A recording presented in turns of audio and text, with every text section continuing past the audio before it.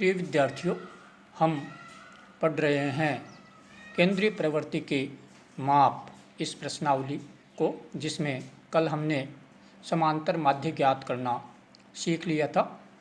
आज हम माध्यक व बहुलक से संबंधित सवालों की चर्चा करेंगे और बिल्कुल आसान तरीके से इनको समझाने का प्रयास करेंगे।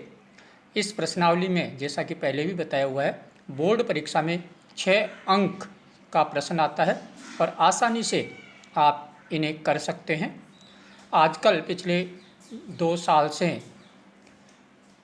इस प्रश्न के अंतर्गत 2 सवाल पूछे जाते हैं, जिसमें समांतर माध्य या माध्यक हो सकता है, माध्यक या बहुलक हो सकता है, या समांतर माध्य व बहुलक हो सकता है। तो दोनों सवालों को हल करने पर आपको 6 अंक प्राप्त होते हैं। तो इन तीनों प्रकार के सवालों का अच्छी तरह से अध्ययन कर लें ताकि परीक्षा में 6 अंक आपको आराम से मिले। तो शुरुआत करते हैं आज हम माध्यक की।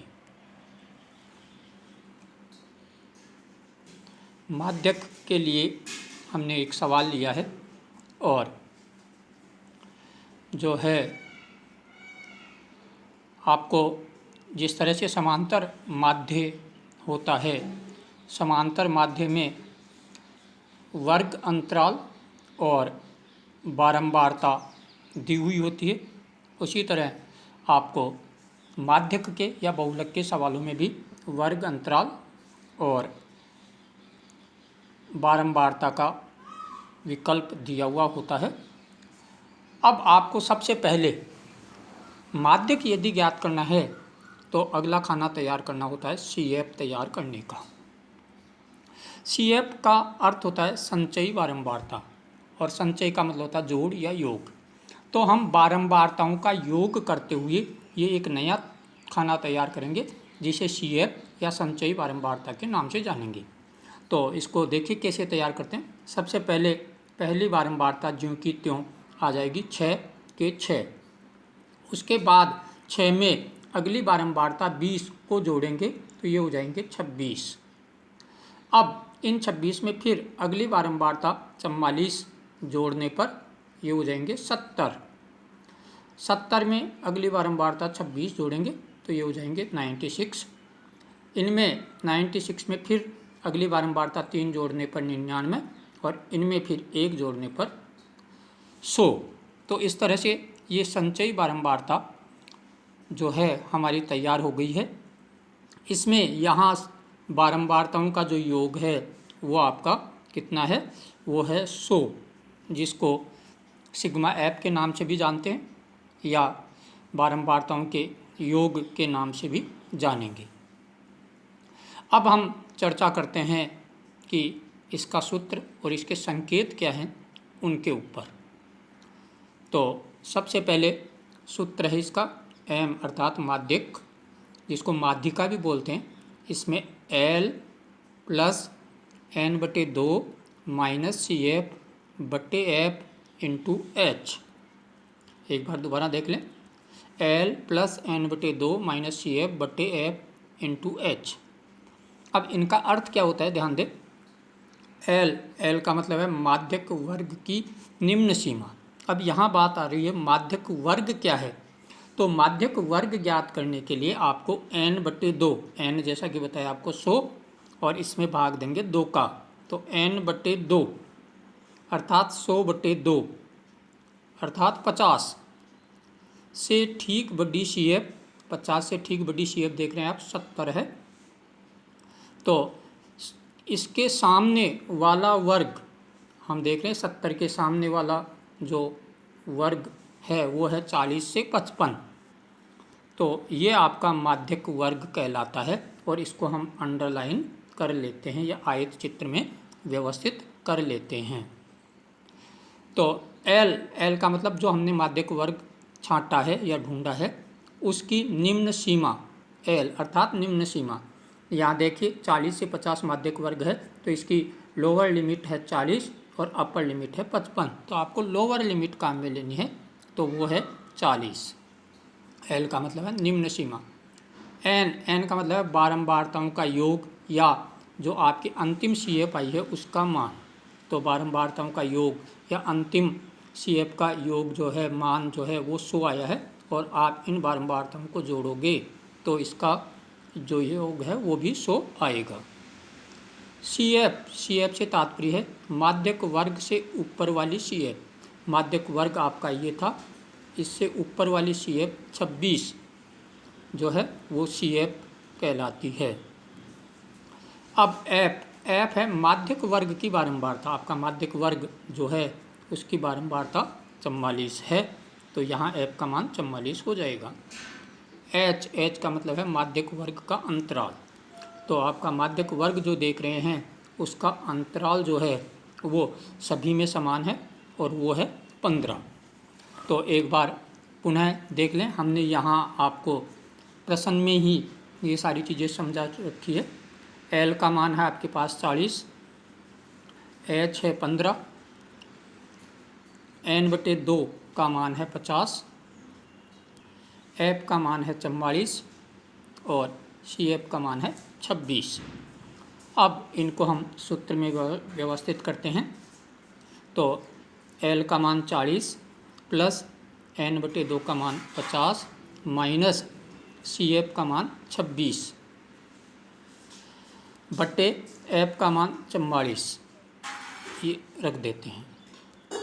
अब इनटू एच का मतलब अंतराल जो कि 15 है।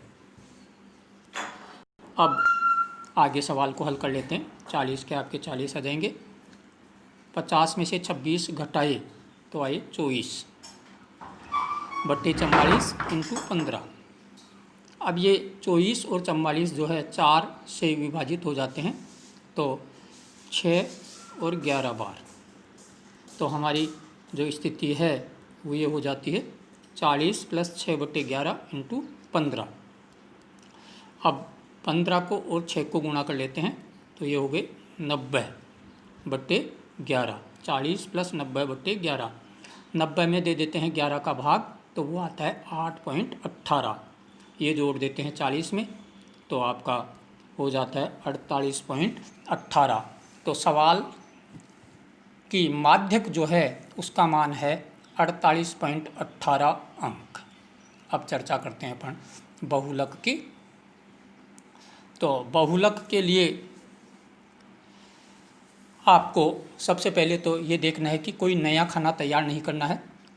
वर्ग अंतराल वाला खाना दिया हुआ होता है, ऐप का खाना दिया हुआ होता है, इन्हीं खानों से हमें सवाल को हल करना है, कोई नया खाना तैयार नहीं करना है। अब जैसे हमने माध्यक वर्ग ढूंढा था, छांटा था, उसी तरह बहुलक वर्ग छांटना है। तो बहुलक वर्ग के लिए जैसा कि आप जानते हैं बहुलक किसे कहते हैं, सबसे अधिक बारंबारता वाला वर्ग ही बहुलक वर्ग कहलाएगा। तो बहुलक वर्ग के लिए सबसे अधिक बारंबारता वाला वर्ग बहुलक वर्ग कहलाता है और इसमें सबसे अधिक बारंबारता आपके 44 है और इसके सामने वाला वर्ग जो है 40 से 55 इसका बहुलक वर्ग है। अब बहुलक वर्ग के बाद में इसके सूत्र की चर्चा करें तो वो है L plus F1 minus F2 बटे 2F1 minus F1 F0 minus F2 into H। अब यहाँ जो संकेतों की बात यदि हम करें तो L का मतलब वही निम्न सीमा है बहुलक वर्ग की। तो सबसे पहले जो हमने बहुलक वर्ग छांटा है वो है ये, तो इसकी निम्न सीमा 40 है। और लगते हाथ आप H की बात कर लें, H का मतलब होता है अंतराल, तो 40 और 55 के बीच का अंतराल है 15, तो H का मान हो जाएगा 15। अब इसमें F की 3 स्थितियां हैं। तो F1 बहुलक वर्ग की बारंबारता जो है वो है होती है आपकी F1। F0 इसका मतलब है जो बहुलक वर्ग आपने ढूंढा है उससे ठीक ऊपर वाली जो बारंबारता है वो आपकी F0 कहलाती है। F2 का मतलब आप सामान्य भाषा में समझ सकते हैं नीचे वाली बारंबारता जो कि 26, यह हो गई आपकी F2।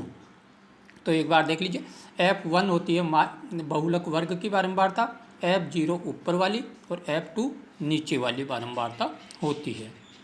अब इन्हें हम सूत्र में व्यवस्थित कर लेते हैं। L का मान 40 प्लस F1 का मान 44, F0 का मान 20, इसी तरह F2 F1, तो F1 का मान है 44, 44 को 2 से गुणा करेंगे, माइनस F0 का मान 20 और F2 का मान 26 इंटू H 15। हल कर लेते हैं। 40 प्लस 44 में से 20 घटाए तो आगे 24, 44 दूना 88 और 20 को और 26 को जोड़ लिए 46। हल कर लेते हैं। 40 प्लस 24 बटे 42, 88 में से 46 घटाने पर इंटू 15। अब चर्चा करते हैं आगे। 40 प्लस 4 बटे 7, ये आपके 6 से कट गए, 6 चौके 24 और 6 सत्तू 42, तो 40 प्लस 4 बटे 7 इंटू 15, 15 को और 4 को गुणा कर लिया, 60 बटे 7, 60 में 7 का भाग देते हैं तो ये आता है आपका 8.57। तो आपकी जो बहुलक है वो हो जाता है 48.57।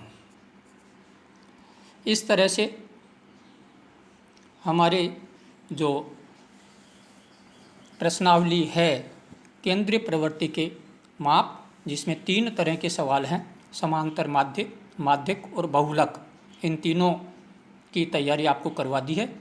इनको एक बार अच्छी तरह से आप दोबारा अपने स्वविवेक से करें, अपने हाथ से करें, बार बार उदाहरण करें, तो आपको बिल्कुल आसानी से 6 अंक प्राप्त हो जाएंगे।